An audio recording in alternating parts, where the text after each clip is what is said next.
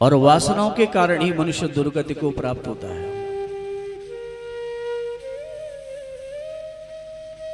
ये सुख और दुख, मन की इच्छा पूर्ण होती है तो सुख की प्राप्ति होती है, और एक इच्छा जब पूर्ण होती है तो दूसरी इच्छा की चाह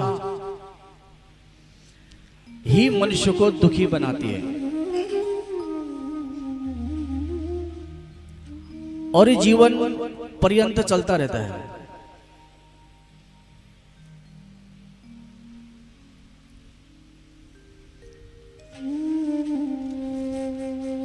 ये जो है जीवन पर्यंत चलता रहता है, और इसी सुख और दुख के झूले में झूलते हुए हम अपना सारा जीवन यापन कर देते हैं।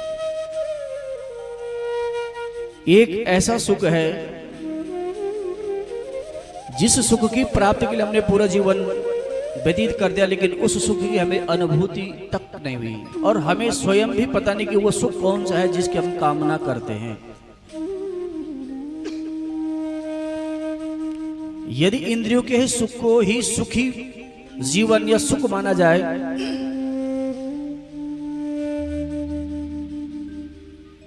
तो तब भी ठीक बात है, लेकिन सुख के बाद फिर दुख आता है। जब मनुष्य छोटा होता है, बालक बालिका, तो सोचते कि थोड़ा बड़ा हो जाए, बड़े हो जाए तो क्या पता जीवन में आनंद आ जाए। और वो बालक बड़ा भी होता है, सोचता है कि जब बड़ी क्लास में जाऊं, कुछ किताबों का बोझ हल्का हो जाए, तब क्या पता जीवन में वो आनंद आ जाए। लेकिन वो आनंद तब भी प्राप्त नहीं होता, और उसी आनंद को फिर वो मनुष्य अपने यार दोस्तों में ढूंढता है, तब भी आनंद नहीं मिला। फिर गृहस्थ में प्रवेश करता है, सोचता है पति पत्नी के साथ जीवन में आनंद आए, लेकिन वहां पर भी वो आनंद नहीं है। फिर वही आनंद हम संतान में ढूंढते हैं कि क्या पता संतान की प्राप्ति हो जाए तो जीवन में वो सुख मिलता। फिर मनुष्य उसी आनंद को विचार करता है कि जब बच्चों की शादी ब्याह कर लूं तब आनंद मिले, लेकिन तब भी वो आनंद नहीं। फिर वही नाती पोतों में ढूंढा, लेकिन तब भी वो आनंद नहीं।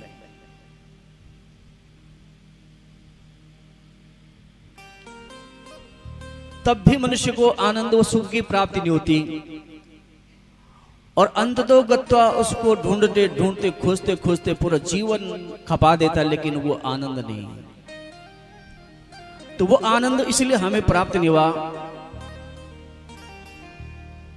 इसलिए हमें वो प्राप्त नहीं होता, या क्योंकि वो आनंद जो है वही तत्व है, वो शिव तत्व, वही शिव है।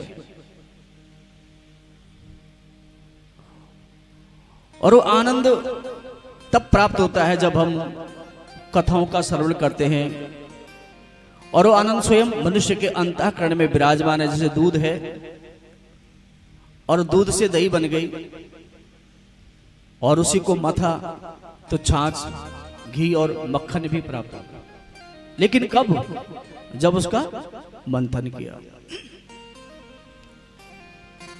तो इन कथाओं के द्वारा जो ईश्वर, जो सत्य, जो शिव हर व्यक्ति के अंतःकरण में विराजमान है, जब तक हम इस ज्ञान के द्वारा उसकी अनुभूति, उसका एहसास स्वयं के अंतःकरण में नहीं करेंगे, तब तक जीवन में वो आनंद नहीं मिलेगा।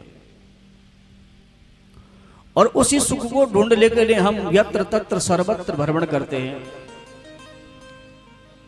लेकिन कहीं प्राप्त नहीं होता जो स्वयं के अंदर विद्यमान है। इसलिए स्वयं को जानो, स्वयं को पढ़ो और स्वयं के मित्र बनो। जब तक मनुष्य स्वयं का मित्र नहीं बनेगा, मनुष्य के अंदर अनंत शक्ति है, लेकिन हम संपूर्ण शक्तियों का जो है दुरुपयोग करते हैं, सदुपयोग नहीं कर पाते। इसलिए वो ईश्वर, हम भगवान को भोग तो लगा देते हैं सुंदर सुंदर, लेकिन जो स्वयं के अंतःकरण में विराजमान है वो हम भोग नहीं लगाते। अब अच्छा, वो इसलिए नहीं लगाते क्योंकि हमें पता ही नहीं कि भगवान तो हमारे अंतःकरण में है। यदि एक बार एहसास हो जाए कि वो ईश्वर, वो शिव, वो शक्ति स्वयं के अंतःकरण में, हृदय में बैठी है, तो आपकी जीभ अपने आप सुधर जाएगी। और जीभ तब तक नहीं सुधरती, जीभ पर तब तक कंट्रोल नहीं कर सकता मनुष्य जब तक उसको ये अनुभूति न हो कि जिस ईश्वर को मैं सब जगह ढूंढ रहा हूं वो तो स्वयं मेरे अंतःकरण में विराजमान है।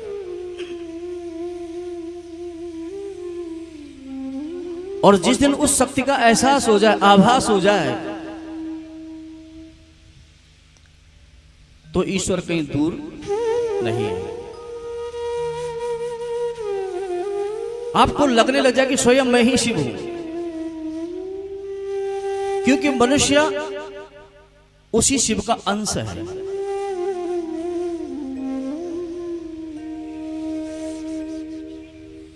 तो उसका एहसास, उसका भान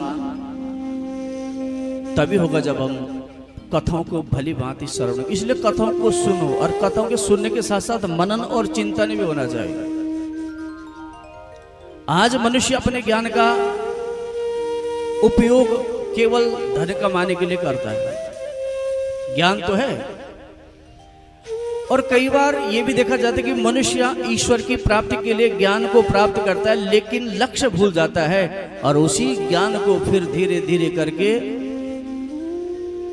धन आदि के चक्कर में लग जाता है। तो वो सौभाग्यशाली है कि जिसको भक्ति के साथ साथ, ज्ञान के साथ साथ अपना लक्ष्य याद हो।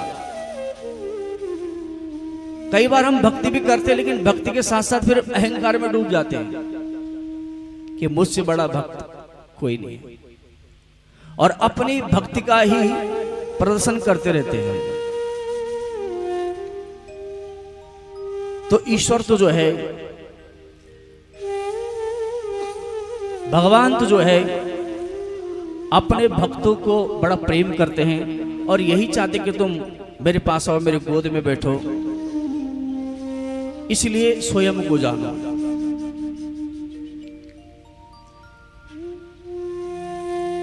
स्वयं को पहचानो और जीवन में मर्यादा को अपना लो। आप कितना भी सत्संग, कितना पूजन, कितना यज्ञ, कितना अनुष्ठान कर लो, लेकिन सत्य अगर आपके पास नहीं है तो आपकी भक्ति, आपका ज्ञान सब खोखला है।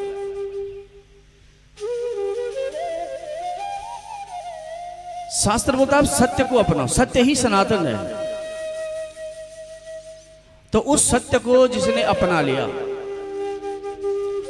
वो बड़ा भाग्यशाली है।